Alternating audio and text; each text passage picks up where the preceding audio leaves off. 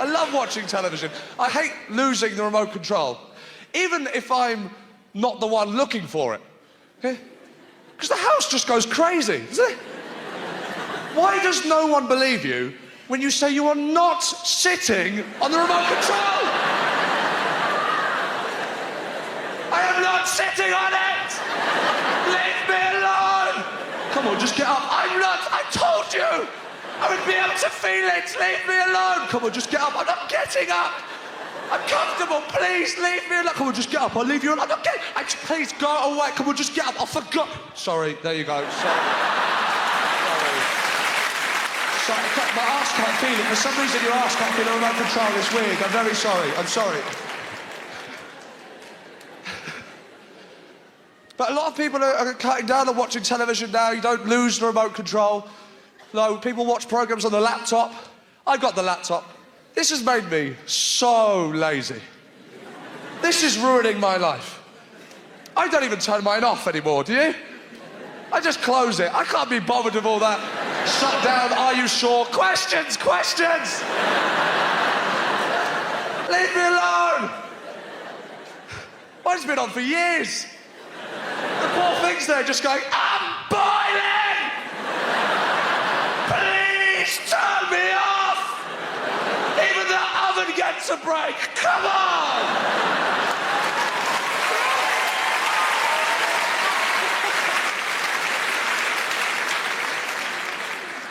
I got the laptop because I thought this would be brilliant. I'll have a computer on the move. I'll have a computer on the go. I'll be able to use the computer in the cafe, on the train. It'd be brilliant. The only time I ever use my laptop, just like anyone else, is lying down in bed. That's it. I'm not moving. That's it, isn't it? It's not even a laptop anymore, is it? When was the last time you put it on your lap? You put it there. It's a crutch top. That's what it is. It's just there, burning your balls. Stop going, it's hot, please stop. You just lie there in that disgusting position. You know that position in bed? You know that one that every one of your friends sees you in on Skype?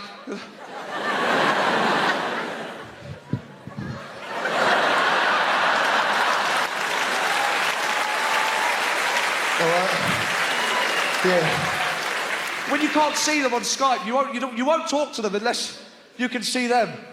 Where are you? Where are you? Where are you? Where are you? When they do pop up, you're not looking at them anyway, are you? You're looking at the picture of yourself. You can't believe how much you look like a bear. What the fuck? Why do I look so disgusting? Help me! That's the nighttime position, that one, isn't it? That's the nighttime. The daytime one's on the side, laptop on the bed, like that.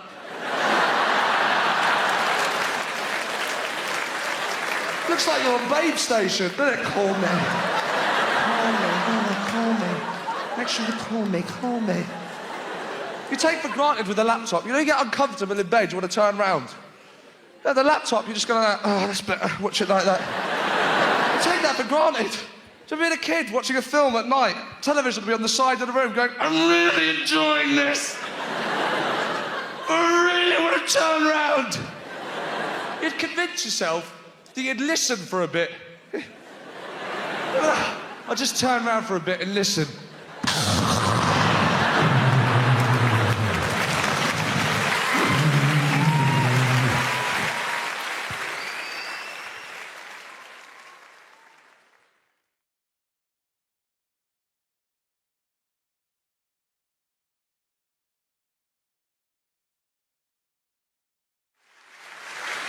I've made a list of pros and cons, because I've been spending a lot of time in brothels and prisons.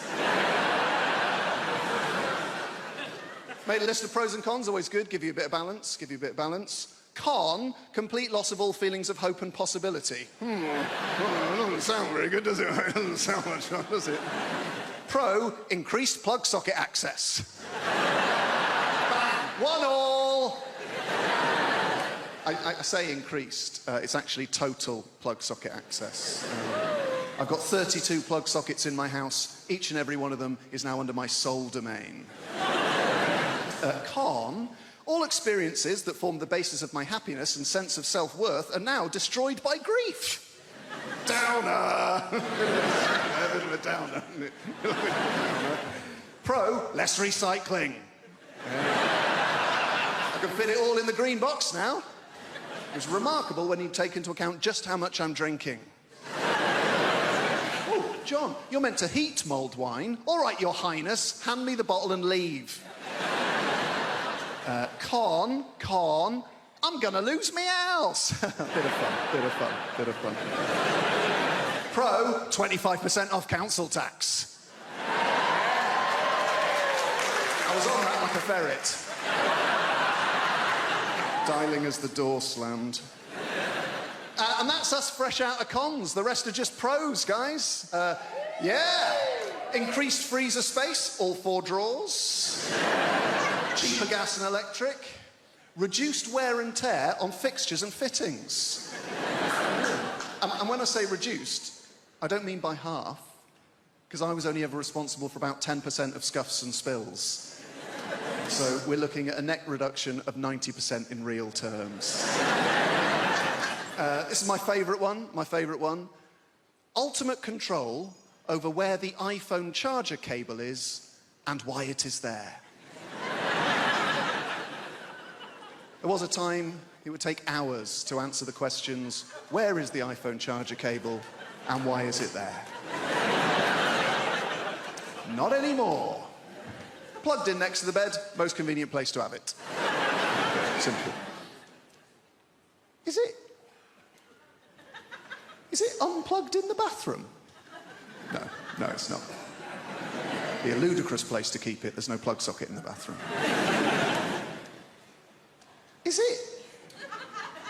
Is it in the front pocket of a rucksack you no longer use? That'll be the last place you look. That'll be very frustrating. Is it plugged in on a train we have alighted from? No. It's plugged in next to the bed because that's the most convenient place to have it.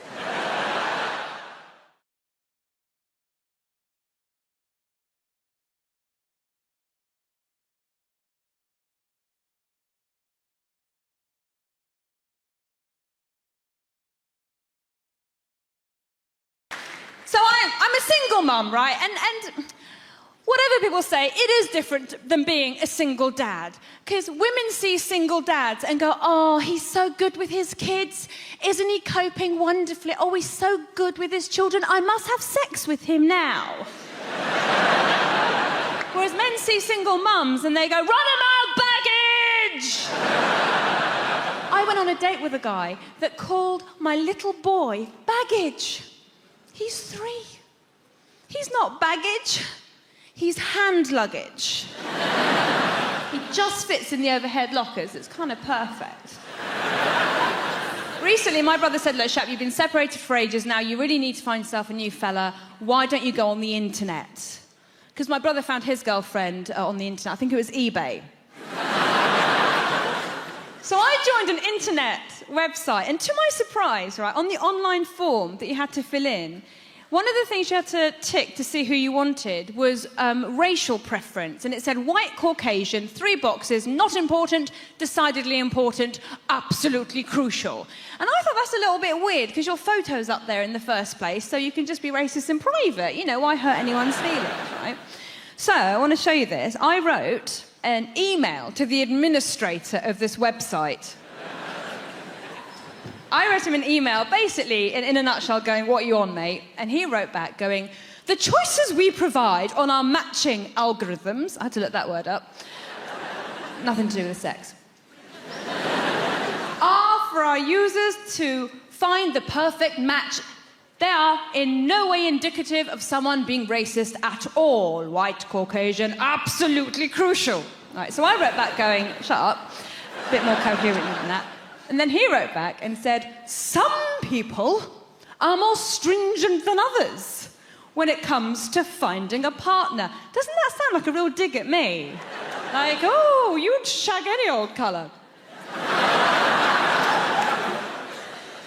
We merely help them find the right person by enabling them to measure height, weight, occupation, level of income, and ethnicity. Thing is, height, weight, occupation, level of income, they're all things that can be measured. How do you measure ethnicity? I had no idea how to measure my own when I was filling out the form. I had to look on a Dulux colour chart. Turns out I'm natural calico. This correspondence went on for quite a while, right? And tell me if you think I went too far. Eventually, I sent him a copy of the Nuremberg race laws. I'm not saying that this website is a Nazi organisation. I just think we should nip things in the bud at source. He wrote back to me and said, "Dear Shappy, I've enjoyed our correspondence. I have now noticed your name is Shappy Corsandi. Might you be the same Shappy Corsandi I saw on the Michael McIntyre Comedy Roadshow? If so, I am single."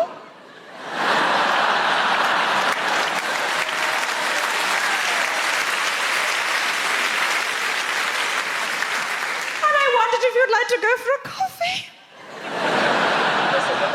Won't this be a funny story to tell our kids? Smiley face. I wrote back. I said, "Thank you so much for your email. I'm very flattered. However, I've noticed your name is James Chowdhury. Little bit too brown for me. Natural calico only."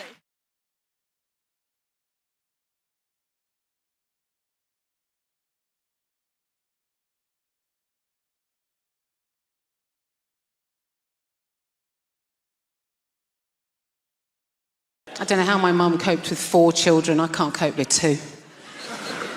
And it was hard in lockdown, wasn't it? It was hard. And I think, and to know what to do with your children half the time. People got really upset when the playgrounds got closed, not me. I was delighted. I hate playgrounds. Have you been to a playground? And if you don't have kids, what are you doing at a playground, mate? What? Weird. You might not know this if you don't have children, but there is nothing for you to do there. And they know that grown-ups are there, they know that adults are there, but there's nothing for you to do there. And you're not just there for a couple of hours, you're there for days, weeks, months. You're there for years of your life, and you're bored out of your bloody brain, just thinking, Jesus Christ, has time stood still? You'd think they'd create some sort of makeshift shed where they're selling neat gin, but there's nothing to distract you from the tedium of being in a playground. And for the first 2 years of your children's lives, you have to follow them around these places because you don't want them to die. So you're like, "Darling, please be careful on the apparatus, on the climbing. Mama's here, Mama will catch you." But you know what? My children are 6 now, nearly 7. You think, great, you can just piss off! Piss off! And leave me alone to my thoughts! They don't, do they? They don't, because somehow we've created 2 little narcissists. So it's not enough that they're up a slide if I'm not fucking watching them!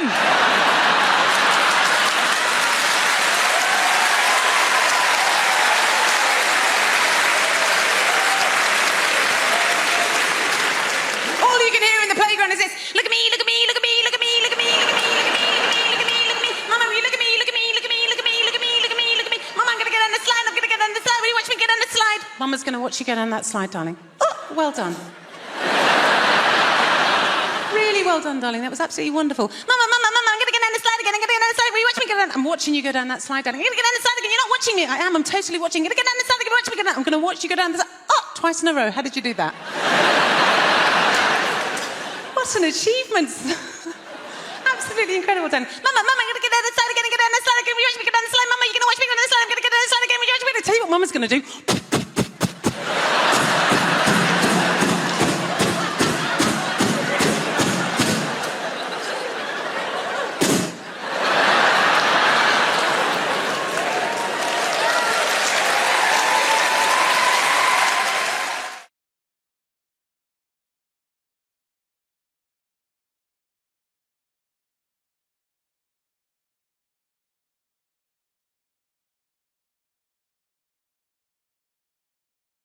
I sort of feel like if you've got enough money, you can sort of just pay somebody to diagnose away your shit personality.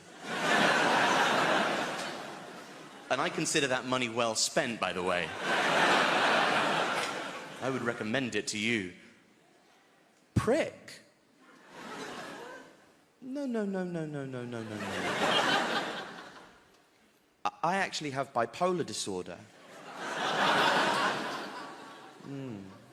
That's why I've ruined your birthday. Poor me, actually. Now I always thought there was a system. Like, adult ADHD has changed everything for me. I didn't realize that was a thing. I thought it was a childhood thing, but now there's adult ADHD, which has confused the whole process for me. I thought the process was that if you had a child who was shit, you would say that they had ADHD. And if that child who is shit grows up to be a shit adult, you would say that they had bipolar disorder.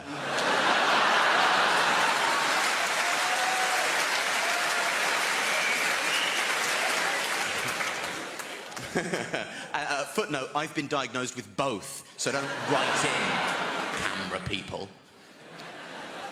Anyway, a lot of people might suffer with mental illness, and that's, you know, it's a pervasive phenomenon.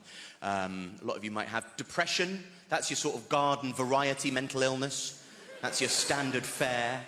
And if you do have depression, my advice to you and the community at large would just be to keep it in there. Bottle it up. Whatever you do, don't tell me about it, because I don't care. I don't care if you're depressed. I'm bored of it. I just don't want to hear about it. And I just can't be. And also, it's just not a good thing. If you have depression, don't tell me. Because as somebody who suffers with depression, you should know how pervasive depression is, that many people suffer with depression. So if you tell me that you have depression, that might make me depressed. And that doesn't really feel like a problem halved, does it?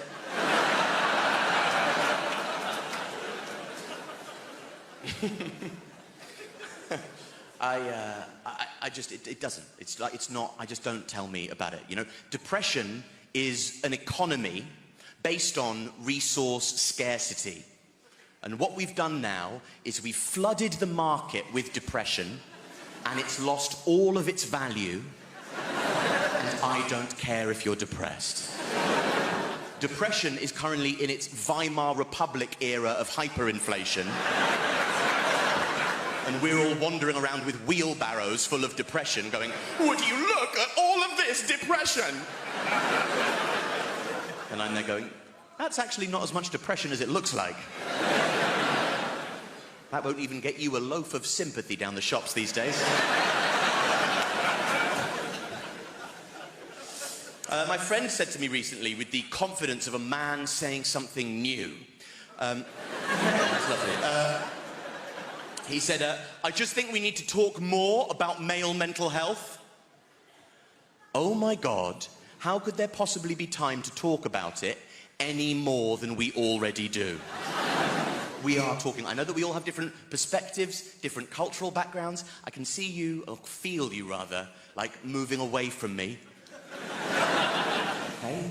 Let's all keep lighthearted about this. I don't want to have to say only joking, given the context of what this is, okay?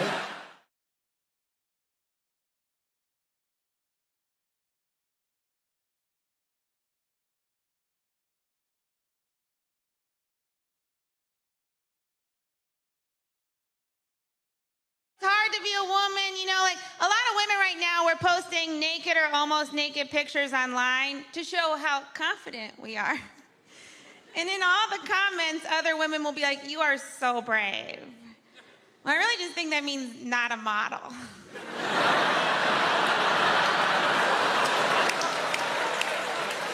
Also, it's not brave. There's no soldier looking down at that picture being like, oh, what a brave lady. You know, a man posts a naked picture, he just loses custody of his kids. And if showing your weird body's brave, then the guy that masturbated in front of me on the subway is very brave. Because he had a real weird body. And he was making weird faces. He might be the bravest man I know. But that's the thing, we're supposed to care so much about our bodies as women, you know? And there's even campaigns that we should love our bodies and be confident in our bodies. Or we could just stop caring about it. Because you know who doesn't care about their bodies? Men. You know what men are? Successful. Men are presidents, men are CEOs. You've never heard a CEO go, I want to get profits up and keep costs down and love me for me. 3 p.m. we're going to have a meeting about how I can accept the fact that I have my mother's thighs. You know who should care about their bodies? Men. You have weird bodies, men. You're gross. Your balls are gross. I've never seen a guy be like, oh, I can't wait to get his pants off and see that weird bag of stuff between his legs. What is it? It's like when you go to a haunted house and you stick your hand in a jar, you're like, please be grapes. Balls seem like a real god whoopsie. It's like when you're putting together furniture and you got a couple leftover screws and you're like, well, those were supposed to go somewhere. I guess I'll hang them from a satchel. Even the name sounds like a mistake. What are you gonna call them? Scrotum. Okay. This is how you knew God didn't care about balls at all. Everything else important, he covered in bone. Balls, he was like, let them fly. You are so lucky we get our faces near them. If a woman puts your balls in her mouth, you should pay her a lot of money. And not in like a prostitute way, in like a, I don't know how else to say thank you. This is a very nice thing you just did to me. And you didn't get any pleasure out of it. There's not a single woman that's like, that's what does it for me. You were more of a saint than Mother Teresa for that. There's no way she ever did it. I get one wrinkle, my career is over. I put paint on my face just to leave my home. And you guys get to walk around those wrinkly, dangly bags of crap. You should have to put makeup on them. Or at the very least, googly eyes. I don't know if that'd be better or worse, it'd be fun. He's happy, he's sad. He lost his boner. And I don't know how we ever let you guys get away with calling our boobs saggy. Your balls are saggy. You should wear a bra. And you make it fancy.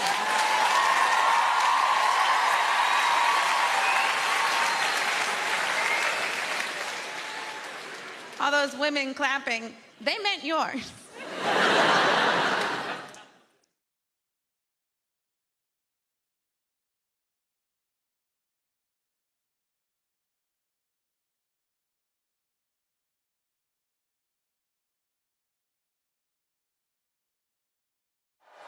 I've got 6 kids, can you believe that? I know. 3 of them born in the same month. I mean it, from the bottom of my heart. And I will explain myself so I don't seem like a man whore to you guys. The 3 of them are all of the same lady. They are different ages, but they're all born in the same month. That baffled me for years. How do you get 3 kids, same lady, different ages, same month? People, I had to take a calendar and work this one out. I did. I had to count 9 months back from their birthday. Turns out it's my frickin' birthday.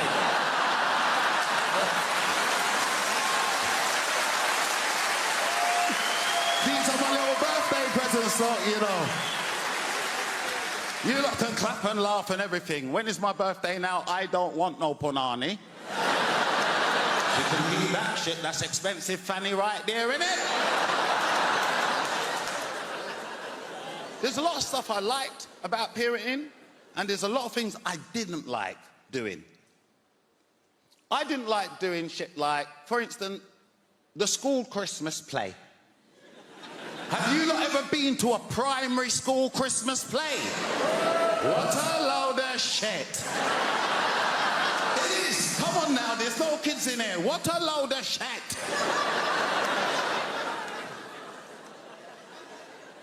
If you've never been, I'll explain. First, they usher you into the assembly hall. And they sit us down, big grown folks, on them little miniature chairs. You ever seen them? Look at the size of me, I can't fit in one. They either do that or they sit you down on that long apparatus bench. Remember the long? That's what they sit big people down on for hours. So by the time you try to get up, you've got rigor mortis in your back.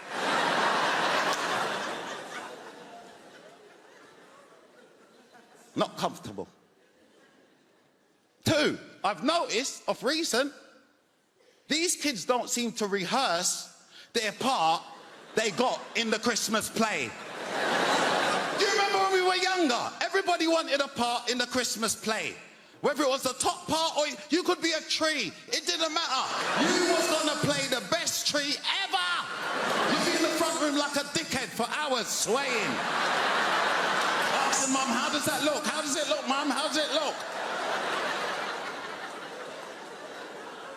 But we practice. And then they start singing. Fucking horrendous. It is. I don't care what you got to say. It's horrendous. They're out of tune and everything. You think, what kind of production is this? Worst part about it, your child always try to look out for you, don't they? To try to give you a little wave. My children always do that. Look out for me to wave at me like I freaking know them. Do you know what I mean? You're your mother's child today, boy. That's like that, innit? This embarrassment. Mums, you lot love it. You lot video it all the time. That's like, don't send me that bollocks. Send it to your mum and your sisters. They are. Didn't enjoy that. Didn't enjoy them cooking at school and bringing that poison home for me tonight. Do you know what I mean? I know, it's poison. Don't eat from these kids. They are looking early inheritance. Don't eat from them. Don't eat from them.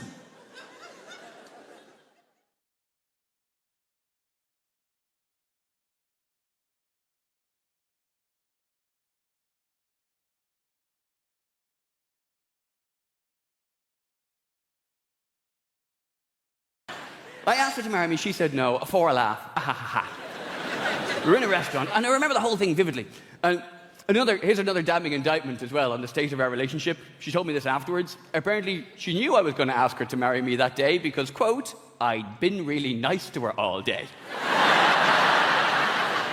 Kind of feel a bit bad about that. We were in a restaurant. I remember I kept trying to get the conversation round to the subject of us. You know, and where we're going in our relationship and that sort of thing. Because you can't just go from a standing start to a proposal. You can't just go, you know, how's your dessert? Marry me? It's going to be a bit of finesse. And if you do, lads, try not to make it sound as needy as I just did there. Save a drowning man. That's not safe. We were in a restaurant, and I'm trying to get it onto that subject, onto that, you know, subject of conversation. She, however, had had about 3-4 glasses of white wine at this point. And Wurzel had his talking head on. She would not shut the hell up. And it wasn't that she just kept talking, she kept interrupting me and changing the subject. And I said, baby, you and me. It was a children's TV program. Never really cared for it. More of a heads and tails girl. Don't you know me at all?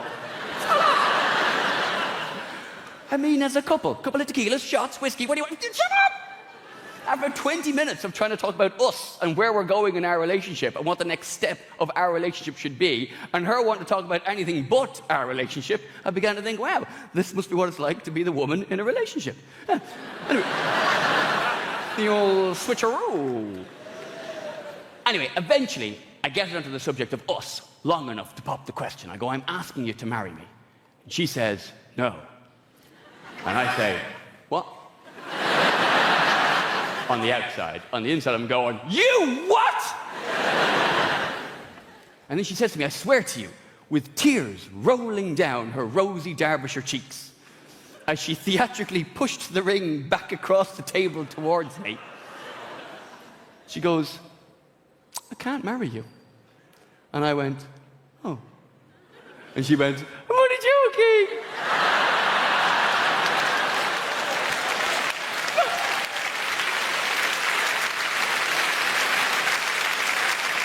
What a beezer of a jape, hey? What a top-hole A-grade wheeze. That's some funny shit right there. Ladies, not everybody's comedy show has to have a moral or a message or a meaning, but if mine had one, it would probably be something along the lines of, for Christ's sake, don't ever do that! And it's not just because it's mean, because obviously it's not the meanest thing you could do. The meanest thing you could do would be to do the opposite. That would edge it from meanness, wouldn't it? Will you marry me? I'd love to. Psych! That would be mean. I'll give it. But if you're going to say yes, just say it. And say it quickly. None of this no for a laugh bullshit. Because not only is it not funny, not only is it mean, also, you'll be surprised how quickly a man's mind can work under stressful conditions. And you don't want his brain going the place it's going to go. From the time she says, I can't marry you, I was off. Like, oh, she doesn't want to marry me. That's a shame. I thought I was in there. Well, we may as well break up. Not a lot of point in continuing with what is quite clearly a farce of a relationship. I suppose I could buy her out of the house. Maybe we could sell the house, split the money down the middle. Get myself a little bachelor pad in the West End of London. Have the lads round for drinks every night. God, it's been ages since the lads came round for drinks, hasn't it? Yeah. Maybe not even London. Maybe I'll move back to Ireland or move up to Scotland. Oh, you know what? I'll go to the States. I'll call that agent that I met in Montreal. Get that ball rolling. Go to LA. Try and break the States. To hell with LA. I'll go to Vegas. I'll become a lounge act. I won't make a lot of money, but I'll shag dancing girls every day and take drugs every night. I'll be dead by the time I'm 50, but I'll have a laugh. I'll do what I like. I'll do whatever the hell I want with my life. I'm only joking. Okay.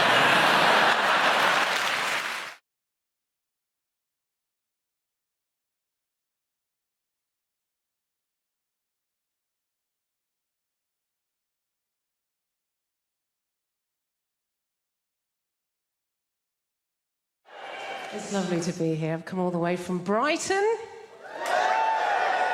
Just in case you're wondering what this haircut is about. Might be a new face for some of you people. Don't panic, the BBC invited me here because they needed a beige lesbian. So I'm just here to tick some boxes. Not your box, madam, just a metaphorical box. I'm half Spanish, that's what's happening there. I've got a Spanish mum, and she lives here in the UK. It's all very legal.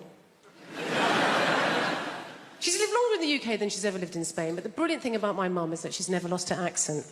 She's done very, very good. She's done lost the words she cannot pronounce. Lost the words she cannot pronounce, huh? My favourite word that my mum's never been able to pronounce is my brother's name.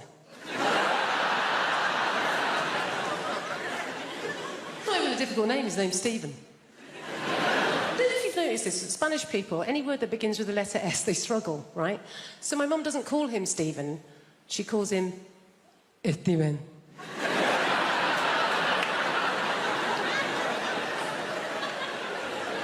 What's his name, Mum? Steven.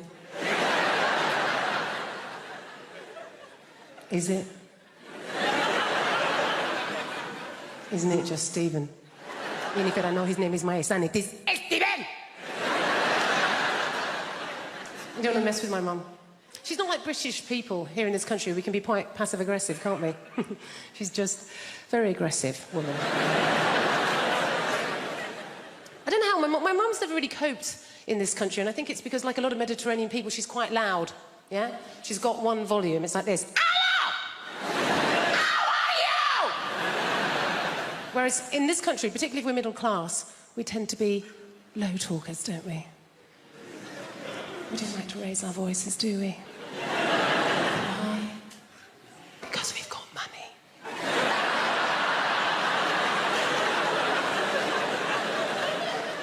And we just assume that if you are raising your voice, well, you're probably poor. Or worse, foreign. Great thing about having a Mediterranean mum is they feed you. Oh, my God. She's always feeding. That's her way of showing that she loves her children, is to feed us. You know, I can remember going around friends' houses, you know, like English mums. Go around an English mum's house and the conversation with mum's more like this. I think you've had enough. My mum will feed you till you puke. Anything could be going on in my life and my mum will relate it back to a meal that she's cooked. Do you know what I mean? Like, so good or bad. Particularly if I'm depressed. If I phone up my mum and I've had a terrible day, yeah? I phone up my mum, conversation always goes like this. Oh, Jennifer, my God, I'm so sorry to hear that you're having a hard time right now. But you know what? Don't worry, okay? I made a soup. Come home. You sound hungry. I made a chicken carne, made a lamb tagine, made a casserole, Jennifer. I made some tortillas, some paella, some curry, Jennifer. You love curry, maybe some meatballs, some pork bowl, beef bowl, aniseed bowl, banana bowl. You're a lesbian. You don't eat enough bowls. Please, come home. Eat my bowls. Little request, if you know anybody who works for WhatsApp, just tell them to let us delete the message entirely, like it was never sent. Don't delete the message, but still write, Neil has deleted the message. Like a little telltale informer. So that your friend still texts you and goes, what was in that message that you deleted it? You know when it says delete for me or delete for everyone? Who picks? Just for me, and just go and delete it for me, yeah? Yeah, still want them to see the awful stuff I've written, but I don't want to be reminded of how much of a dick I can actually be, yeah. It's like getting a tattoo removed and walking into the laser place going, what are my options for tattoo removal? You got two options. First option, we shine a laser on your leg, remove the tattoo so no one will see the tattoo. What is my second option? We shine a laser in your eyes so you won't see the tattoo. I'm going for option number 2, please. Thank you very much.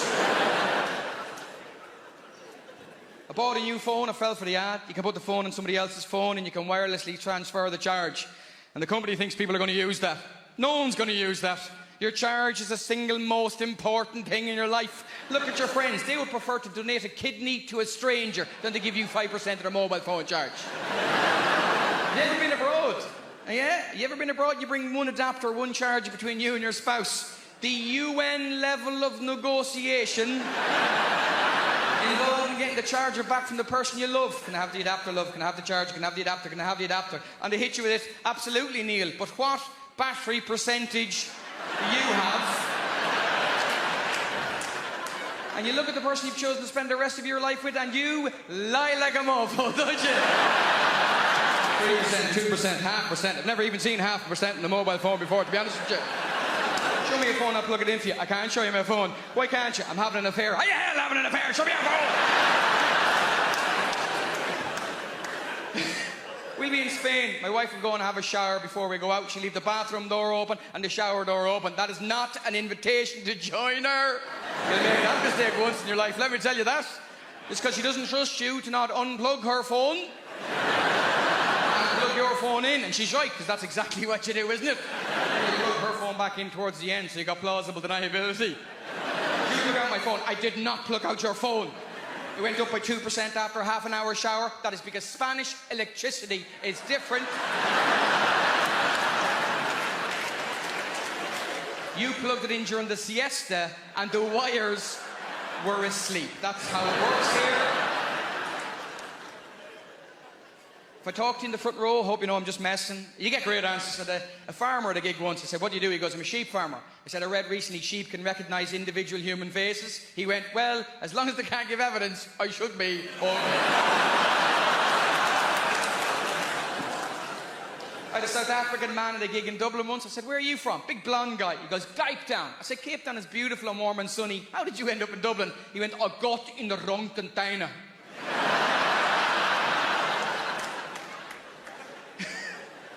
The Irish guy, lovely fella, big guy, you know. Apparently we're going to be the most overweight country in Europe in a few years. And they tell us this like it's bad news. Oh, it's a catastrophe, it's a disaster. It's good news, ladies and gentlemen. Only 180 years after the worst famine in Western Europe. I call that a comeback, ladies and gentlemen. No one else has bounced back like we have. Those people in Pompeii just died. If they were Irish, they'd be selling lava lamps by now.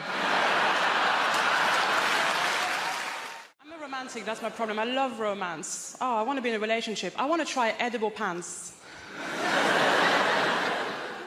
You can't edible solo, they don't let you. I'm absolutely fascinated by them.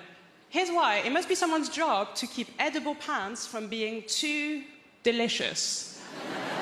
Because they've got to be okay in context, but there's a team of scientists that's working day in, day out to make sure that none of us start craving them. Struggle being single. I'm a pick-me girl. Do you guys know what that is? A pick-me girl is a type of woman who's like me. I'm not like the other girls. Why? Because I like live music. Shackle me. I do like live music. Like, sometimes I wonder if anyone's gone to see the band Placebo thinking it was The Cure. So I do think about that stuff.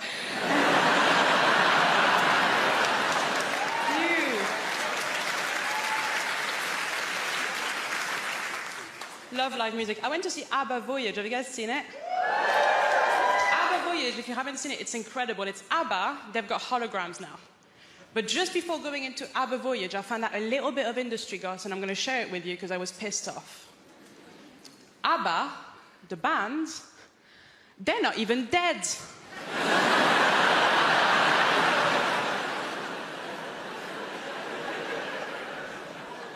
And they've got holograms, is it? You can't have holograms if you're alive.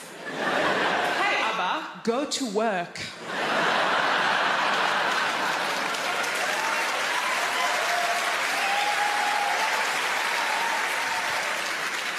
ABBA Voyage, it's amazing. From start to finish, it's them at their best. They were 28 years old when they recorded it. Start to finish, them at their best. A bit like this. So, ABBA Voyage, at the end of ABBA Voyage, sometimes the real ABBA, they come out. But the problem is that at this point in your life, you've only known them as hot 28-year-olds. So when 76-year-old ABBA comes out, it doesn't look good. It doesn't look like them. It looks like their parents have come to pick them up.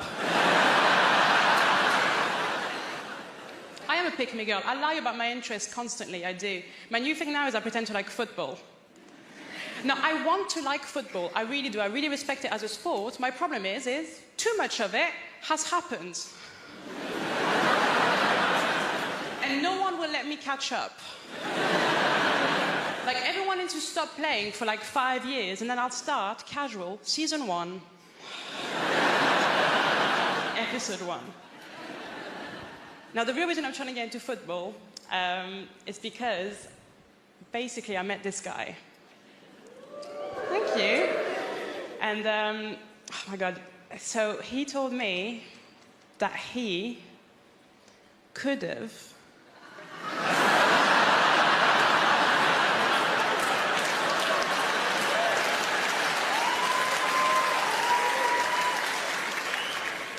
Do you guys know him?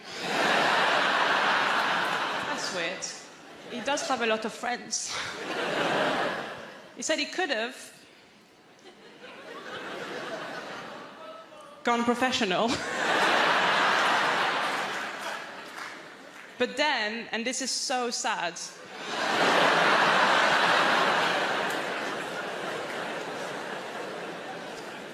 just before the trials,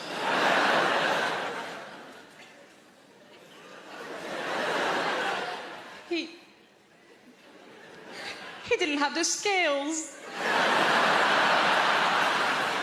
He didn't have the skills, the work ethic, or the natural talent. So close. Liverpool has a strange relationship with Manchester as well. Is anybody in from Liverpool? All right, but we might have priced you out. Not to worry.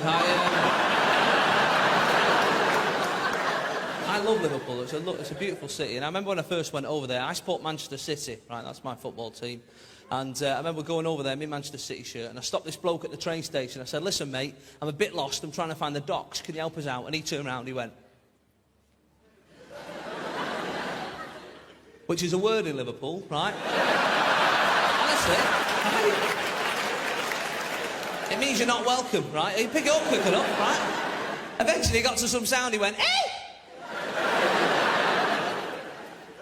Because they're naturally witty, they're born with that, right? He said, "What are you doing over there in Liverpool?"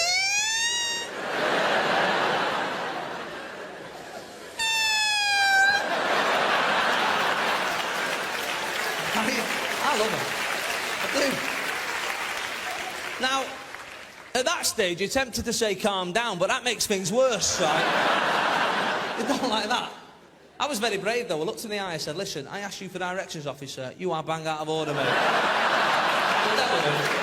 Keep it there with it. But football, you know, has that problem, doesn't it? There's a lot of cities hate each other just because of the football. You know, I support City, and obviously Manchester United is our nearest club. And we've got any United fans in? Of course we have. We're in Hammersmith. There's always a United fan. Every gig I do, there's a United fan. They're like rats. You only ever 3 metres away from one of the bastards. Everywhere you go. Everywhere you go is a red. I love football, but I'm getting to this stage where I'm starting to dislike footballers. I don't know if anyone else has this problem, right? But these like multi-millionaires running around the pitch, you know, every 5 minutes. I've hurt myself, I've hurt myself. There was a bloke a few weeks back, he missed 3 Premiership games with a dead leg, right? Now, that's not an injury, is it, a dead leg, right? When I was a kid, I had 3 dead legs in one day once, right? And that was for free. I still have to do PE and walk home. That's not an injury, mate. My granddad's favourite footballer was a German goalkeeper called Bert Trautmann, right? Now, in the 1956 FA Cup final, does anyone know what happened to old Bert? He broke his neck, look at you like the quiz team, bang straight in, no messing about. He broke his neck and carried on playing, right? That's how hard they were in the 50s. The metatarsal, not even invented in 1956. He just got up, carried on diving about with a wobbly head, right? Not bothered. Not bothered.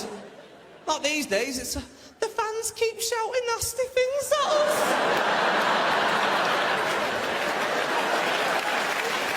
Hands me up. It's right, isn't it? And I'm there in the crowd watching, thinking, do you know what? You're on 60 grand a week. If I think you're a knobhead, I'll tell you, right? And that's the way it should work, because if I was on that sort of money, I'd take it as well. Do you know what I mean? I'd stay an extra half hour at the end of the game just to take it. You don't know, bed? Yeah, I don't know. See you next week, lads. God bless. Yeah. Your mum's a knobhead. Yeah, but you should see her house. See you later. When I found out that I was going to do this gig, I immediately put together a message and I pinged it out on our family WhatsApp group to my husband and my children, because that is the kind of rock and roll comic I am. And my son, my teenage son, wrote back to me at once, and his message said, "Thug life chose you, brah."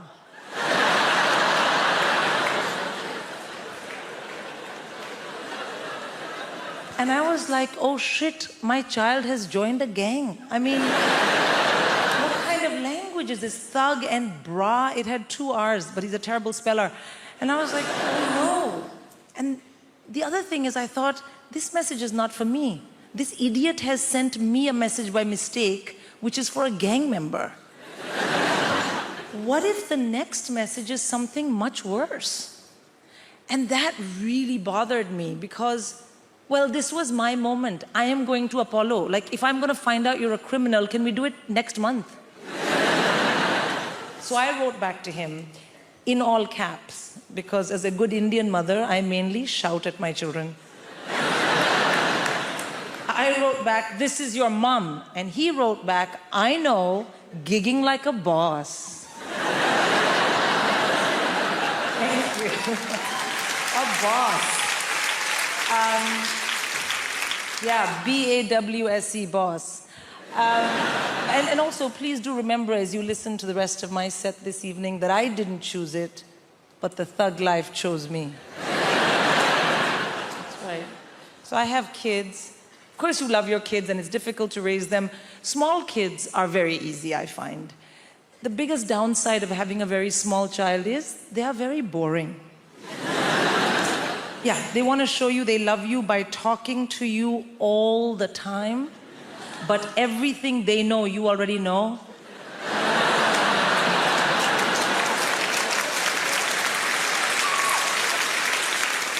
I mean, literally zero value add in any of those conversations. But you do it anyway because they're your kids, you know? And you know what people say, small kids, small problems, big kids, bigger problems. And the reason is that as your kids get older, you have to discipline them properly. And I find this very stressful because I'm born and raised in India. So what I consider robust, healthy, high-quality parental discipline is frowned upon in this part of the world. That's not true. It's illegal. I know because I have checked. And I want to have really well-behaved kids, but that is no use to me if I am in jail. So, I have to learn what you guys do here, and the big thing here is teach your kids about action and consequence using a multitude of techniques. So you have something called star chart. You know what star chart is? Yeah, no, let me tell you, sir. Star chart is you find something vaguely not negative that your child possibly might be able to do and then work it into the conversation and give them a star. Thank you for not kicking me in the face today. Here's a star. And then the other one, action and consequence, naughty step. You've been terribly behaved. Kindly go relax on the staircase.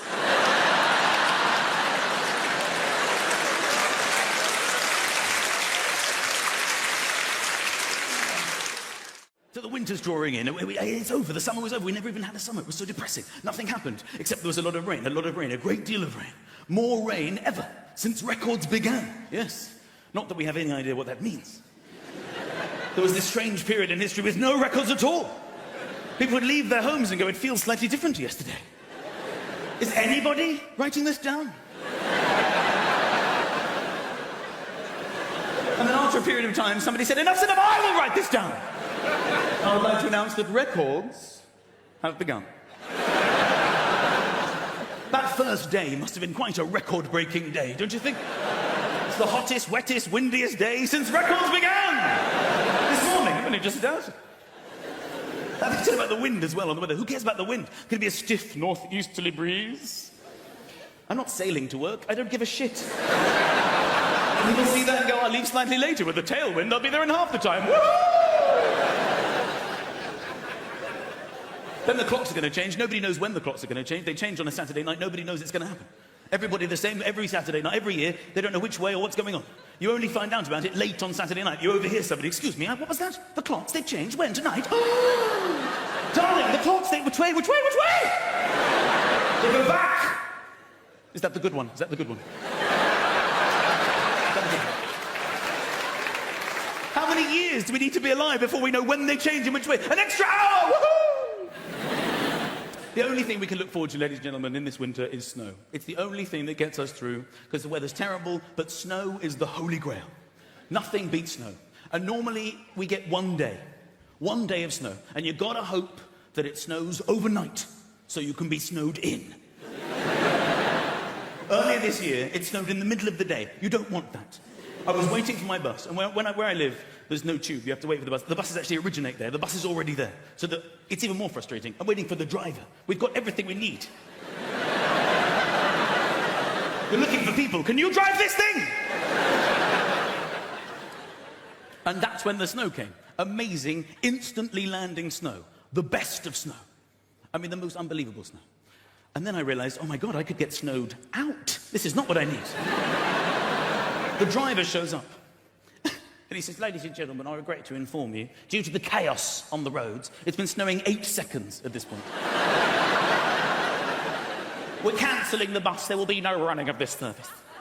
And we're like, well, hang on a minute. We bought our tickets. What are we going to do? How are we supposed to get home? There's no way to get home. What are we going to do? And he said, don't shout at me. I actually live at the other end of this bus route. I take this bus home, and then I'm relieved by another driver. And we're like, this is a very interesting development. How are you going to get home? There's only one thing to do. Walk. It's the only way we can get home. It's the only way at all. I'm like, fine, okay. So we walked the bus route, led by the driver.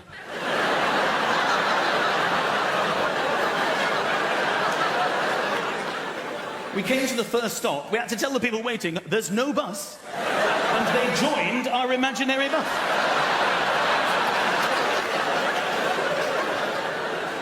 It was getting bigger and bigger. I looked behind us, I could see the next imaginary bus. Not a bus, just people walking. And it was catching up fast, because no one to pick up from the stops.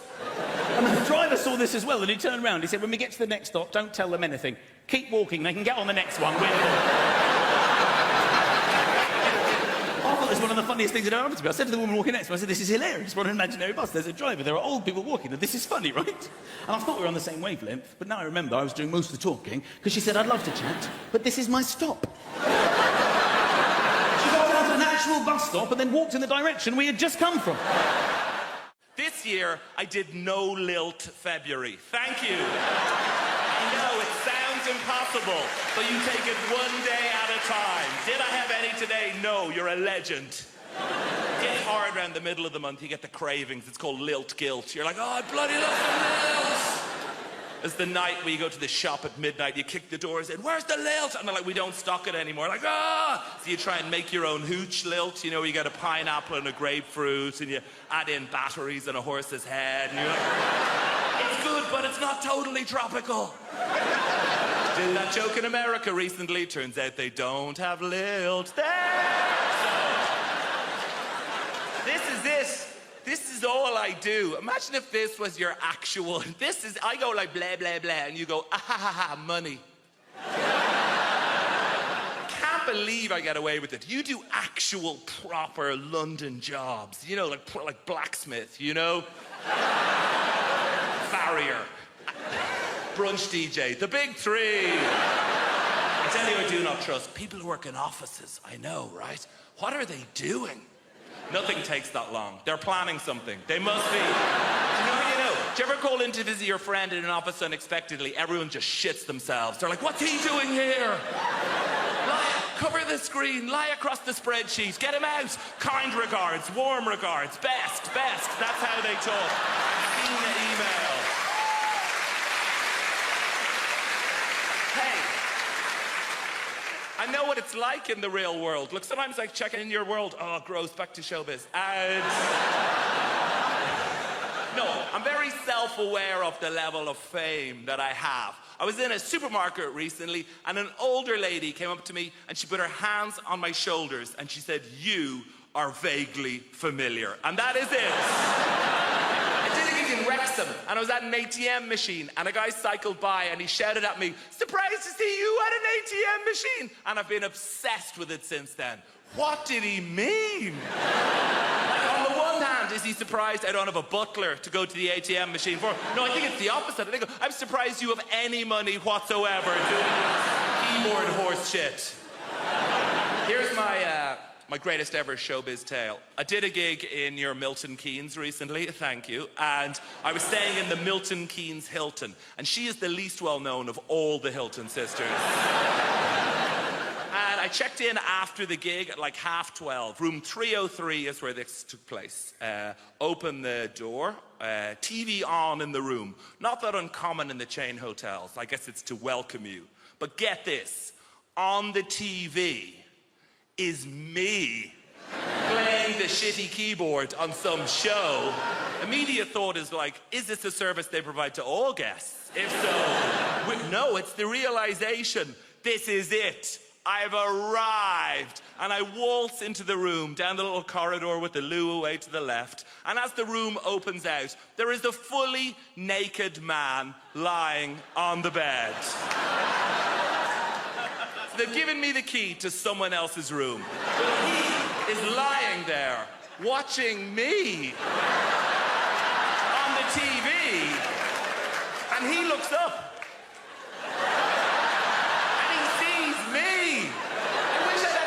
To think of something smart. What I say is like, oh shit, sorry man. I could have said anything and I'd be a legend. I could have been like, oh, you enjoying this? Ah, no boner. And just walked out of it.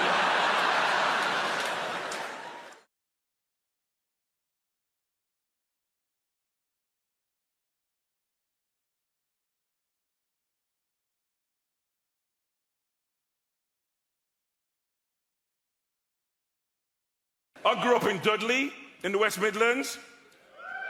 Yeah, a lot of people grow up there because that's the only thing there is to do. What are you doing? Growing.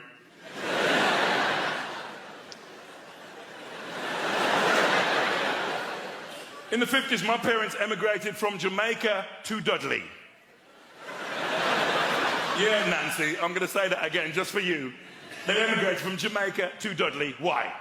What was my dad thinking? Bloody blue sky all the time.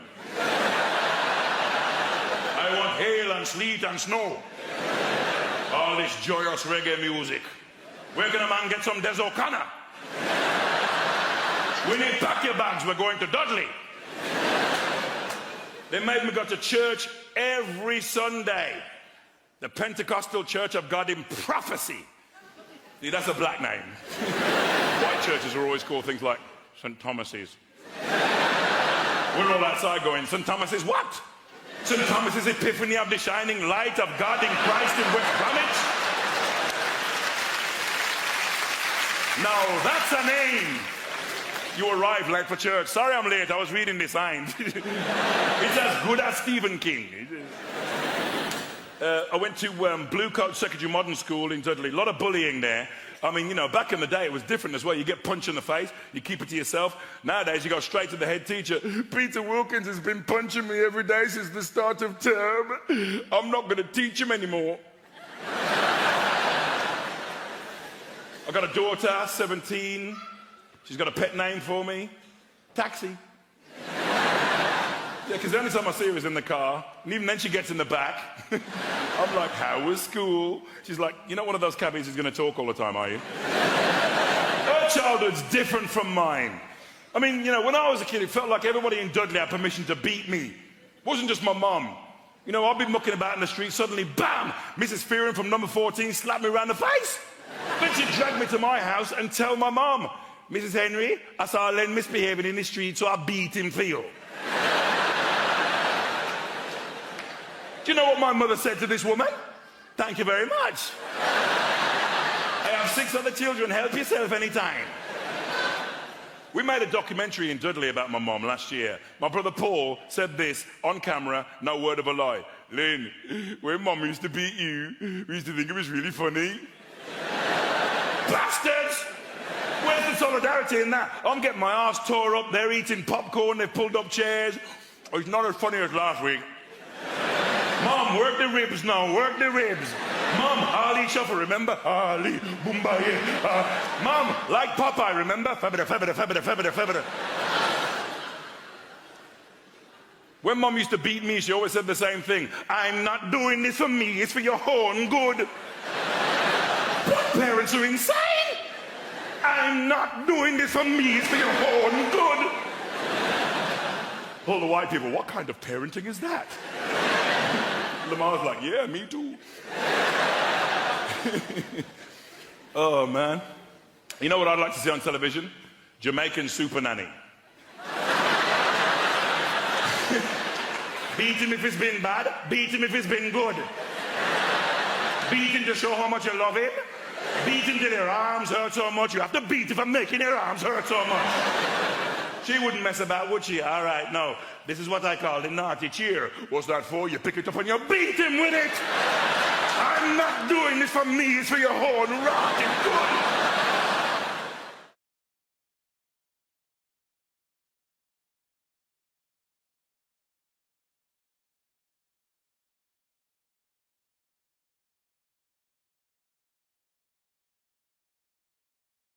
We need to bring back a sense of consequences for our actions. In this world, there are no more consequences for actions, yeah? And what I'm talking about, if there's no consequences in this life, what we need to do is bring back to Britain a simple sense of hell. The idea, if we screw up in this life, right, we will burn in sulphur for all eternity in the next life. Now, this is quite a tough sell, right? You don't like that idea, do you? Right, but hear me out, this is a good idea. We got any Christians present? I need your assistance. Any Christian people here this evening? Yeah, in the pink shirt. What's your name, son? Josh. Fantastic. You're a Christian? So you understand the idea of redemption, eternity, yeah? Resurrection, eternity in particular. And I do too. I understand the notion of eternity because I went to church on Sunday. Let me tell you this, that service went on forever. Right? If it took me an hour to open a bottle of wine, I'd be drummed out of business. Now, the point is this. How long does it take to own a packet of crisps? Get on with it. Now, we need to bring back this. Now, the problem with the idea of hell is no one's frightened of it. Now, I'm going to describe hell for you now, and none of you are going to bat an eyelid, right? And while your body's boiling in the mouldering in the grave, we'll take your soul and boil it in boiling oil for 1,000 millennium. Then after that, 2 sulphurous demons, emissaries of Satan himself, will come along, pull out your kidneys and set fire to them on the red-hot coals of hell itself. Then after this, another demon will come along, pull out your eyeballs, stick them on a red-hot poker, burn them on the hot coals of hell, and stick them up your arsehole, and they'll come out your own mouth with the shit on it. And this will go on forever. So you're not bothered by that, are you? In fact, most of you are laughing at it. Huh? In fact, most of us, being British, are thinking, well, come on then! Call yourself the devil! And that's the interesting thing about hell, isn't it? When you describe it, when someone describes hell, it tells you everything you need to know about that person, right? And what he's like and what his people are like. And I describe hell then in a normal British accent, which tells you that we, the British, are stoic, tough people who could take absolutely bloody anything. Right? And that's the interesting thing about hell. It tells you about the people telling you about it. Hell, in a French accent, for instance, sounds like a recipe. And while the body is lying down and the worms inside the flesh, we take out the soul and place it in very hot oil for a long time. Then one of these tender 2 demons come together at once, remove the kidneys and place them on the hot coals with a little white wine vinegar, some sea salt, and some rosemary, and cook them till they're brown on the outside but still pink in the middle. Then after this we take the eyeballs, place them on the hot coals, cook them till they're crunchy on the outside, runny in the middle, on the hot poker, stick them up the arse, they come out the mouth with the shit on. It is delicious. Absolutely magnifique. Hey, you see? Perverts! Perverts, basically, yeah? Hell. Hell in a Dutch accent sounds like a pretty good stag do, doesn't it? Hey, and while your body is lying down, we'll take you to the hottest place you can imagine. Imagine the hottest place you can go, yeah? Now go even hotter. And 2 demons will come together and rub oil all over your body. 2 demons together. 2 demons together at once. And then you will take out your kidneys. Oh, your hot kidneys. Your hot kidneys. And place the kidneys in a hot place and cook the kidneys till they're hard. Until your kidneys are hard. And then take out your eyeballs and stick them in your bum hole. And this will cost you 45 euros. Hey, are you ready? Sounds like an agreeable weekend.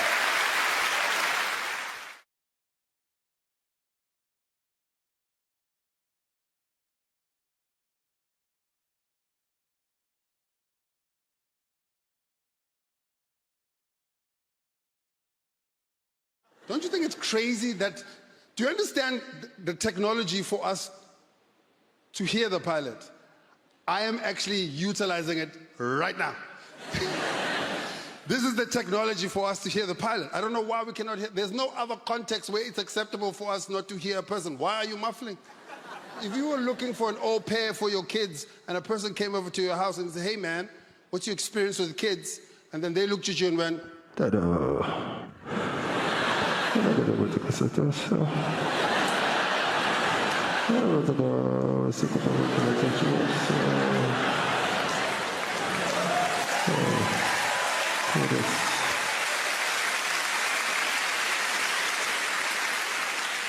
Like, you need to get out of my house, son. Weird things happen in airplanes. Weird things, like crazy things, bizarre things. Like, how bizarre would it be right now if someone walked in here and started selling us watches and perfume? Wouldn't that be the most bizarre thing? But it happens all the time in airplanes. No one's ever gone, huh, this is crazy. This is that English polite thing. Oh, I've already got one, yeah. I'm not looking at the moment, yeah. Not every airline should be selling watches, though. Like Ryanair, no business selling watches. You need the watch, Ryanair. Your flight's 7 hours late. And also, why am I buying a 400-pound watch on an 11-pound flight? This makes no sense. Yeah, being in London is cool. I like being in London. One of my favorite things with being in London, there's so much to do. I try to buy a ticket online to watch Wimbledon. Yeah, man. The Wimbledon final, I was like, I'm excited. Went online. It was 3,000 pounds. I was like, what? 3,000 pounds. Okay, I'm not saying I wouldn't pay 3,000 pounds, right? I'm not saying I won't pay 3,000 pounds for a Champions League finals ticket. But I'm not paying 3,000 pounds for a sport where someone is going to tell me, quiet, please. Are you out of your mind? For 3,000 pounds, there will be no quiet, please. For 3,000 pounds, I'm rubbing my nipples center court. Are you out of your mind? My brother, 3,000. Oh, it's a lot of money. 3,000. My brother, 3,000 pounds. For 3,000 pounds, I should be able to whisper some advice in Roger Federer's ear. 3,000. I should be able to walk into the court. Sorry, Roger. Come on, forearm. Let's work on that. Come on. My brother, around 3,000. For 3,000, I should be able to punch a ball boy in the face. For 3,000. Could be walking across, picking up a ball up. Uppercut him in the nose. He'll be so confused. What was that for? I'm like, no, it's part of the package. If you look carefully, I can kick you in the balls.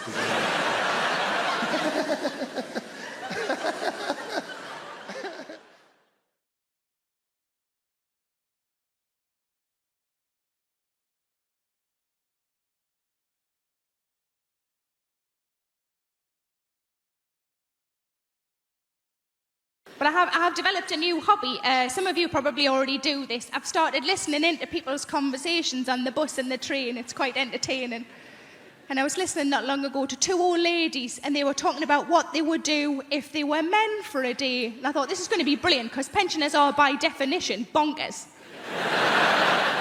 But I went out to lunch with a couple of my friends, and I thought, well, I'll ask them the same question. So my first friend, I said, what would you do if you were a man for a day? Without even thinking, she just went, I'd have a wank. Sounded like she needed to. She sounded awfully tense. But these old ladies, different generation to me and my friends, in their 80s, and one of them just said, Edith, what would you do if you're a man for a day? The other one said, no, in my luck, I'd get a Tuesday. And what can you do on a Tuesday?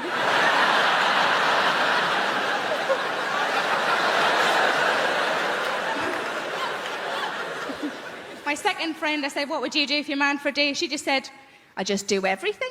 And I thought she meant like in a sexual way. And I said, is that what you mean? Like you just do everything? And I said, is that what you mean? She went, no, just all the little jobs round the house. But I've been trying to go on a diet. I'm not really very successful. But I find that whenever I go shopping and I can't get into things, you know, when you try clothes on and you're the size you weren't expecting to be, I just come home and I put on a song, and the song is Big Girls Don't Cry. You know the song? There's a couple of versions of it. Big girls don't cry. Such a load of rubbish, that, isn't it? Big girls don't cry. Yeah, they do. Cry because they're fat, cry because they can't get a boyfriend, and they cry because there's no trifle left. But I was on holiday in Spain last year, and I'm bragging, I know, and outside the hotel was a lovely pool, and I wanted to go in the pool, of course I did, but I'm not overly confident with my figure in a swimming costume, and I was watching the women who were walking in the pool, and these were like tiny, you know, these wafer-thin, tiny women. And I thought, I'm not going to walk in with one of them. If I walk in with one of them, people are going to think I've bloody eaten one. And I wouldn't anyway, because there's no meat on them. So what I decided to do instead is just to walk in with the children, because kids are all really fat these days. If I walk in the same time as a 9-year-old boy who's got bigger tits than me, nobody's looking at me anymore.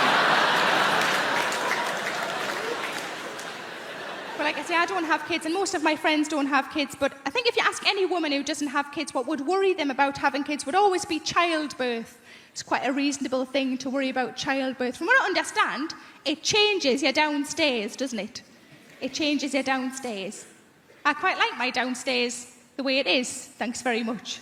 Certainly don't want a bloody extension. But it's bound to change though, isn't it? Because you're forcing a person out. That's what you're doing. You're forcing a person out. I've never forced a person out. I forced a couple in.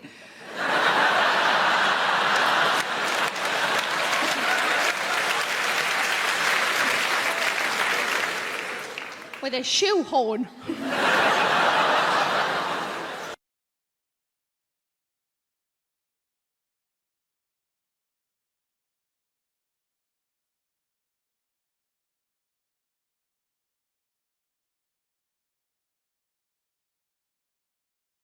We've moved now. We've moved to a place called Pinner. We only moved to Pinner because the estate agent said to us, he said, oh, Pinner is a lovely part of West London. West London. We get Welsh telly. It's not London. It's not London. But it is very nice. One of the things I like about where we live is it's very multicultural. I think that's one of the brilliant things about London. I think multiculturalism is something we really have to fight for. Like the school my kids go to, it was very easy to pick a school for my kids because obviously we just picked the one with the highest ceilings. But the school they go to, it's a really nice school and it's very diverse. Like we have a mum's night out once a month and all the mums from the school go and there are women there from every economic background, every race, every religion, and we have a fantastic time and the Muslim mums drive us home.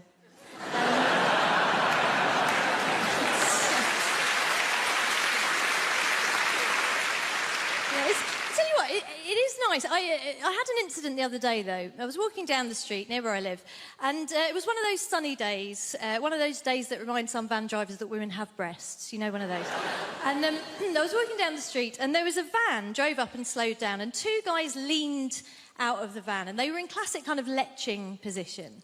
And I knew they weren't going to be looking at me because I am 44 years old. And in fact, my older friends, when I was turning 40, they said, oh, being over 40, it makes you invisible, right? And I have found, yes, that is true, but the brilliant thing is it mostly makes you invisible to dickheads. So it's not really a problem, it's a superpower, if anything. So I'm walking down the street, these two guys are leaning out of this van, and I see they're leching, but they're looking past me at a younger woman, a woman in her 20s, who is walking alongside me. And these guys do the classic thing. They lean out of the van and they gave this woman a very detailed appraisal of her anatomy. You know, they covered all the main areas in bullet-pointed form, very thorough.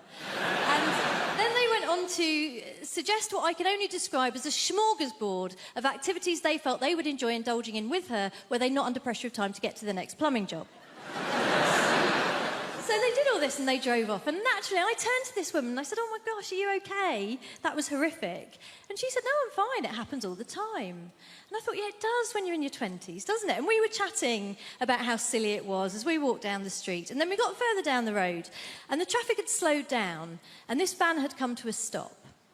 And I think a few years ago I would have just left it, said nothing. But this year I thought, you know what, if I'm going to be invisible, you know who else is invisible? Ninjas. I am going to be a bloody middle-aged ninja. I'm going to strike, right? So I went up to the van and I just leaned in and I said, oh, hi, guys. Listen, sorry to bother you. I just wanted to say thank you so much for what you did back there because my son here has been undergoing a very difficult gender reassignment.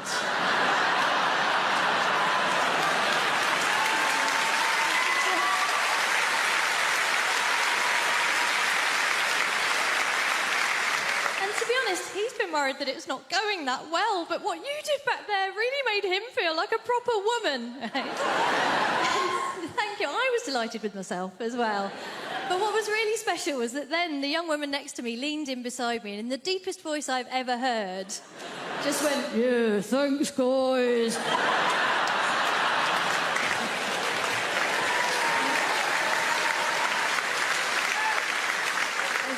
It was a beautiful moment. Obviously, it wasn't perfect. The only thing that could have made it perfect would have been if the guys in the van had said, actually, if your child is undergoing a gender reassignment, it's incredibly insensitive of you still to be referring to her using the male pronoun. They didn't do that. They just called us slags.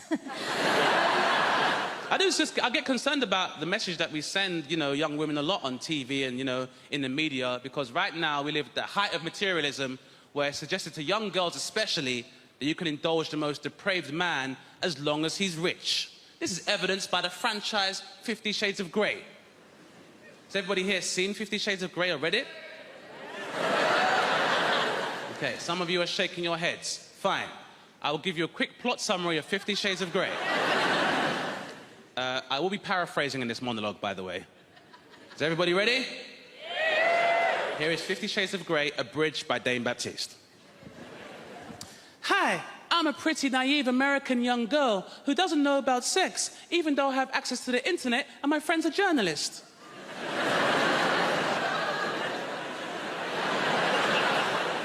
Mr. Grey, you seem so mysterious and rich. Can I interview you? That's right, baby. I am mysterious, and I'm rich as hell. Can I put a pineapple in your ass?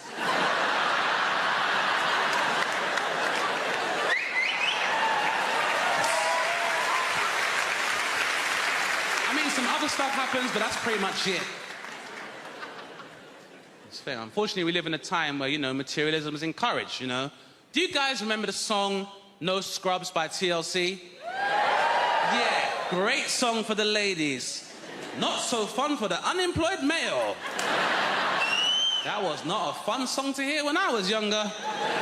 Remember how that song used to go? If you live at home with your mama, oh yes, son, I'm talking to you. If you live at home with your mother, they're talking to you. What if I'm a full-time carer?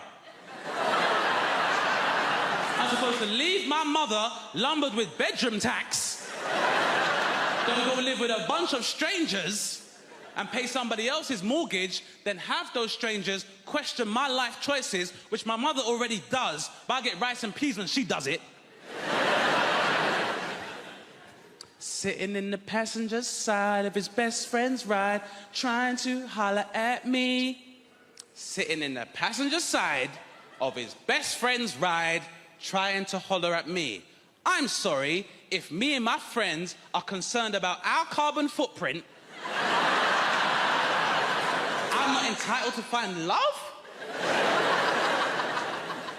If you don't have a car and you're walking, oh yes, son, I'm talking to you. If you don't have a car and you're walking, they're talking to you. So we're supposed to leave our houses in 4 separate cars, knowing full well petrol prices are at £1.25 per litre in some stations. Then if you go into London, you're paying a congestion charge 4 times. If you're going out of London, you're paying a toll charge 4 times. Then wherever we get when we're going, then you got to pay a parking charge 4 times. And if we're all driving, then guess what we can't do? We can't drink, because when you all take separate cars, there's no designated driver, TLC. Which means when we finally do get to the club, because of all the traffic, because there's 4 cars adding to that traffic, we've got to drink water and sparkling water, then pay club prices for fruit juice. So I'm paying £7.25 for a cranberry juice, and we've been planning this night the most DLC!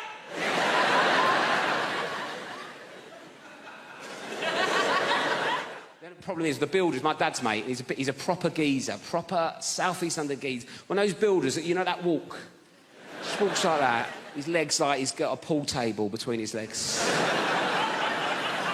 And he walks like that, and also he's got those really thin jogging bottoms. You know, those like grey jogging bottoms that builders wear? I don't know where they get them from. They're so thin, and it just grabs onto anything that's there. I feel like I'm getting stared out by his knob and balls as he comes in. And sometimes it's weirder than him being naked. I don't know why. It feels more intrusive. He's like, hello, son, what we got here? I don't know. Everything's... Walking around like that. I reckon I could draw his knob and bollocks from memory better than mine. So he's coming like that, and I'm like, oh, God. I go, do you want a cup of tea? He goes, yeah, I'll have a cup of tea. I went, how many sugars? He went, 13. That's not a cup of tea anymore, it's a pudding. That's an Angel Delight of a tea bag, innit? 13 sugars, how'd I make sticking it in? It's about £3 worth of sugar. He's only come round for a quote, it's already cost me. I put 14 in to test him. Give it him. He went, it's a bit sweet, innit? You winding me up, you're on 13, you greedy bastard. Old Type 2 Terry's come round and it's a bit sweet for him, is it? When are you going to do this job? I want it done before your foot comes off, all right?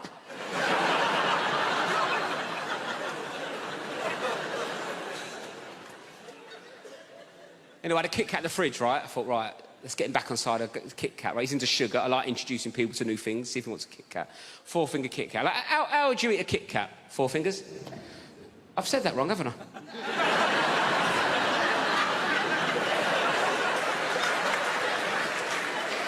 I thought you looked at me funny. Sorry, I said that like it was your name. I meant to say... I don't know what I meant to say. I meant to how would you eat a 4-finger Kit Kat? But I went, how would you eat a Kit Kat? 4 fingers.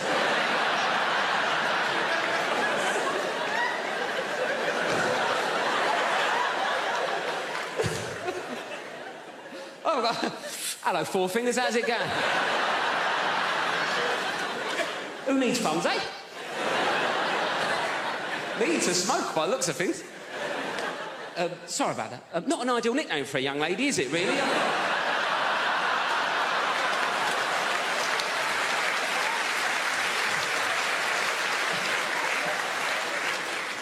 So what would you do? 1 finger at a time? Is that what you'd...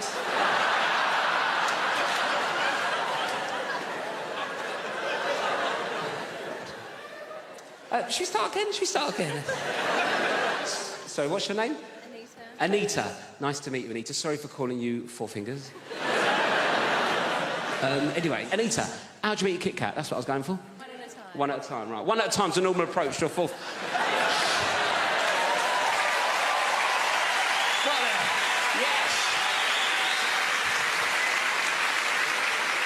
Anyway, 1 at a time's a normal approach to a 4-finger Kit Kat, isn't it, right? I gave this builder a 4-finger Kit Kat. He picked it up, put the whole thing in his mouth at once. Bit into it like he was eating a bun. Dirty ogre sugar bitch. What kind of animal is one popping a 4-finger Kit Kat? I said, what do you want? He goes, I want a cat.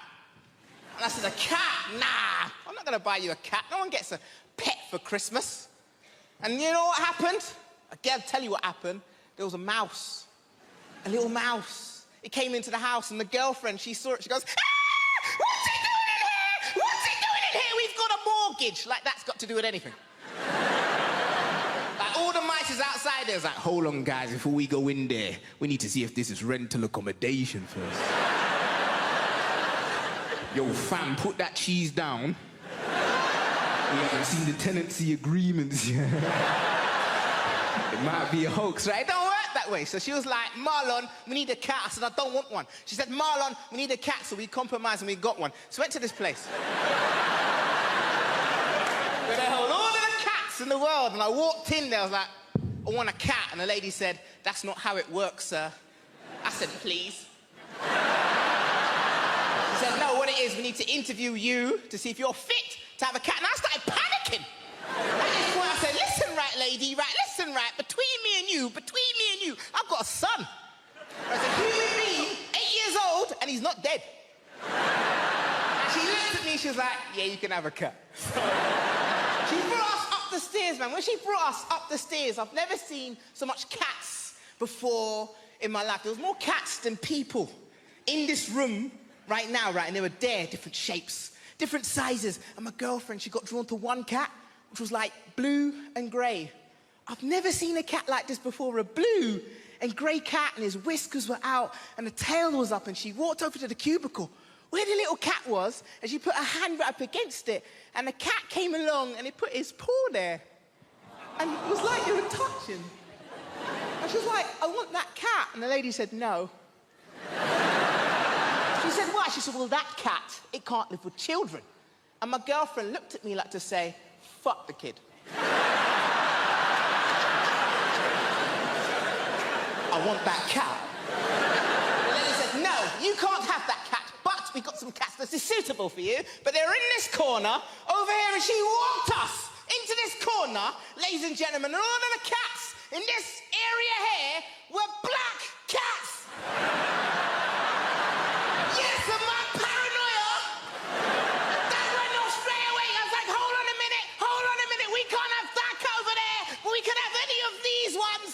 gotta fight racism in the real world, but also in the feline world as well. This is bloody ridiculous. And she said, this one's called Denzel.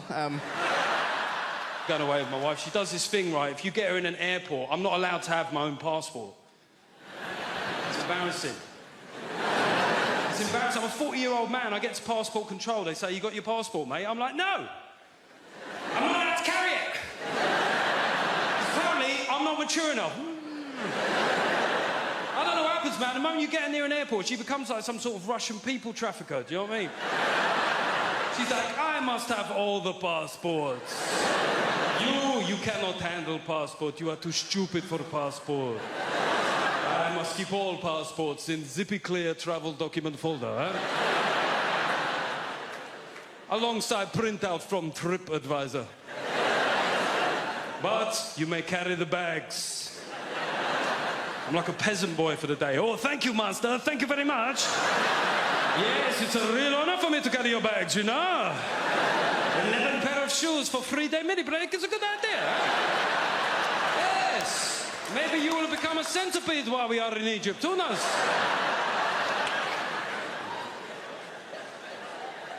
I went to a stag do recently. I went to the Munich Beer Festival. Has anybody here been to the Munich Beer Fest? Seemingly everybody. How many days did you go for, mate? No days. Got deported on arrival. We went for 7 days. We got there on a Monday, right? We had 6 straight days drinking, Monday through Saturday. And on Sunday, we said, we've got to do something different, right? So we went to Dachau concentration camp. Yeah. It was a weird shout. There's no getting away from it. Could have gone go-karting. I said, no, let's do some World War II here. It took a long time to get there, and when we got there, it was shut. Now, yeah, it felt inconvenient. However, given the wider backdrop of historical suffering, I didn't necessarily think that my inconvenience was that big a deal, right? So I just thought I'll take it on the chin. But we had a mate of us called Tim, and Tim started popping off at the German security guard. He said, mate, it's a Sunday, yeah? It's a big tourist day. It's outrageous that it's shut. I said, to be fair, it's outrageous that it was ever open, you know what I mean? It's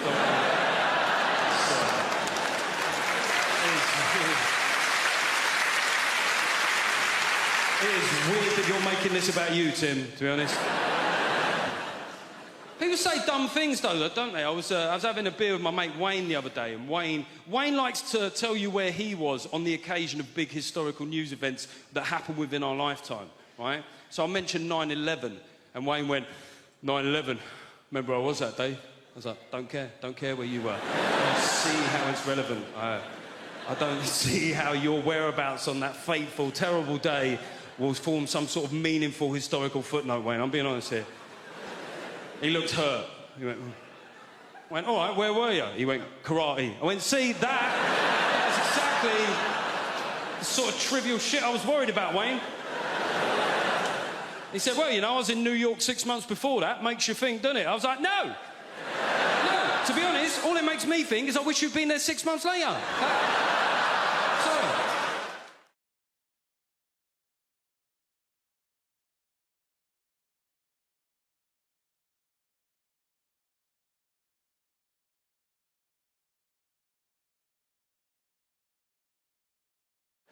I'll tell you a bit more about myself. I'm from the north of England. I had a very strange upbringing.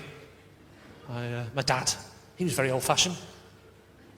When my sister had her menstrual cycle, he made her go and live in the shed, claiming that she was the evil seed of Satan. It's a little bit old-fashioned, isn't it? It's very sad. My sister died very young. She drowned. But, you know, like my dad said, look on the bright side. If she'd have floated, I would have had to set fire to her anyway, so... She was, My nan was great, though. She was great, my nan. I remember the last thing she said to me just before she died. She said, what are you doing in here with that hammer?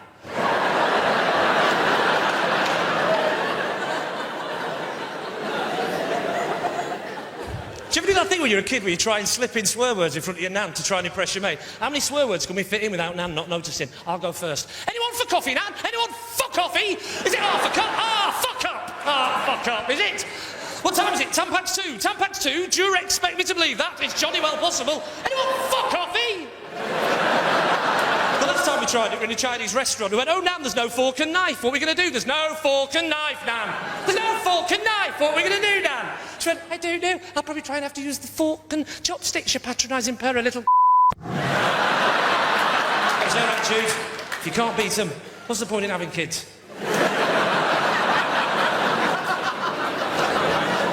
I'm obsessed with swearing though, because this is great, because this show's going out after 9:30. Well, it is now, but this show's going out after 9:30, right? How did I know it was CBeebies? No, it's going on after 9:30, and